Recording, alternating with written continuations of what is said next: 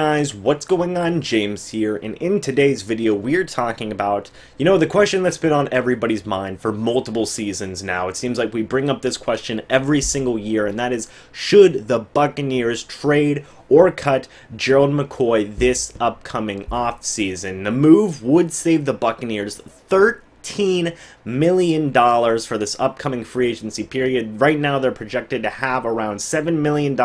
They could certainly use the money, especially whenever you consider you still have to get extensions out there for guys like Donovan Smith, Quan Alexander, Adam Humphries. Those guys are probably going to get extensions, to be fair, so the Buccaneers are going to be really tightly strapped for cash, and cutting Gerald McCoy or even trading Gerald McCoy could save a lot of cap room. So is that something that should happen? And this isn't a question of, is Gerald McCoy a good or bad player? In my opinion, I still think he's one of the better defensive tackles in the league. He just wrapped up his 7th straight season of having 5 or more sacks. Again, that's pretty darn good, that is good. Gerald McCoy's good, but it's really hard to deny that, moving on from him would save so much freaking money that you could address at other positions like the offensive line, like the secondary. There's a lot of things that you could address with that type of money. It could be a very beneficial thing, but I still am not 100% convinced that that is the right move.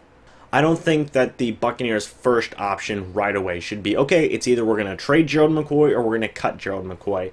I think they should at least try and restructure his contract. We've seen other franchise players in the past, mainly quarterbacks to be fair, but also among other teams, like some defensive ends for the Minnesota Vikings I know have done it in the past, among other teams, where, some of these franchise defensive linemen, they have taken pay cuts and they have restructured their contracts because they are team players and they want to see this team succeed, so they're going to try and help out the team's cap space situation and bring in more players to really, turn that team into a championship winning team. So I think that should at least be the first option that is explored with Gerald McCoy. And even if he doesn't agree to a contract restructuring or taking a pay cut or anything like that, I still don't know if you get rid of Gerald McCoy, simply because of the fact that how much of a huge hole it would create at the defensive tackle position. Now, I know a lot of people are going to combat that by saying, well, James, that's why the Buccaneers drafted Vita Vea. And yes, Vita Vea is a wonderful defensive tackle. I'm very excited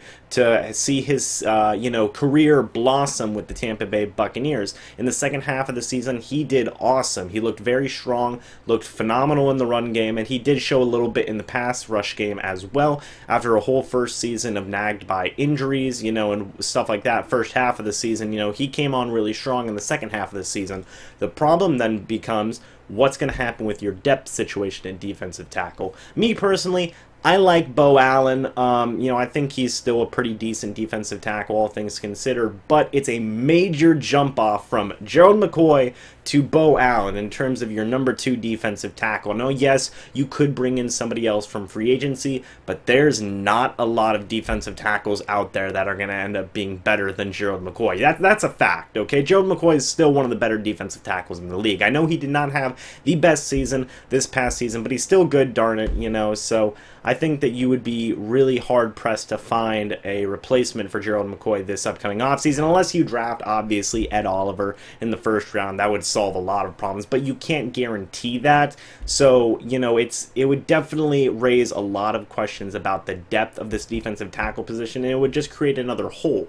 I do understand that it would save the $13 million, and that would be an awesome amount of money to go address the other problems, but, after Vita Vea, you have guys like Bo Allen, who have Mitch Unrein, who literally just spent the entire season on the injured reserve, and a lot of people are thinking he could be cut as well, same with Bo Allen, and you also have William Golston, who a lot of people think he could be cut as well. There are other ways you can save money if you're the Tampa Bay Buccaneers, obviously. However, Deshaun Jackson's situation ends, that could potentially save you $10 million. Whatever happens with Vinny Curry and that entire situation, that could save you some money as well. There are other ways you could save money. Obviously, Gerald McCoy is the biggest way to save money, but, there is something that needs to be said about what that would mean for the defensive tackle position and the question marks it would raise going forward. I still think that Gerald McCoy is a good player. I still think a lot of coaches would love to have Gerald McCoy, just absolutely love to have him. He's still a productive pass rusher, all things considered. When his worst is 6 sacks in a season, that's pretty good. You know, everybody was freaking out because Carl Nassib had 6.5 sacks. Well, Gerald McCoy, he had 6 sacks. So, you know, he's still producing as a pass rusher. He's still a good defensive tackle. I think that, you know, a restructuring definitely needs to be explored 100%. But even if that can't go through, I still don't know if you should get rid of Gerald McCoy. You know, and that's just not me. That's not me being a, you know, a Gerald McCoy homer, you know, a Gerald McCoy defendant. You know, I understand this is a business and you can't become emotionally attached to these players because sometimes it is the best option to move on, you know, regardless of how much you like a player. You know, it'll hurt, but ultimately you can use that money to go address other positions. And, you know, I still, you know, that is a very good point. But the fact that Gerald McCoy is still producing at a pretty decent level, and the fact that, you know, you can't have other options besides trading or cut, you know, Gerald McCoy, I feel he would be open to a contract restructuring. He's been a team player the entire time he's been here, and I really do feel that that should be the first option explored before any type of trade or any type of cut. Because you'd be really hard pressed to find a replacement for Gerald McCoy. So, you know, all things considered, I think he should, you know, probably stay. You know, if he doesn't agree to a restructured contract or anything like that, well then, you know, then you're gonna have to consider some things 100%. But I'm going to go ahead and post a poll in the community tab, and I want you guys to let me know down in the comment section below as well. What do you think is going to happen to Gerald McCoy? Do you want Gerald McCoy to be cut or traded, or would you rather have him stay? Let me know what you think about all that down in the comment section below. I want to thank you guys so much for watching this video, and I'll see you guys. I have a lot of videos planned, like an absolute lot. I have a list on my phone, a little checklist. It's going to be a lot of videos coming out. It's going to be a lot of fun.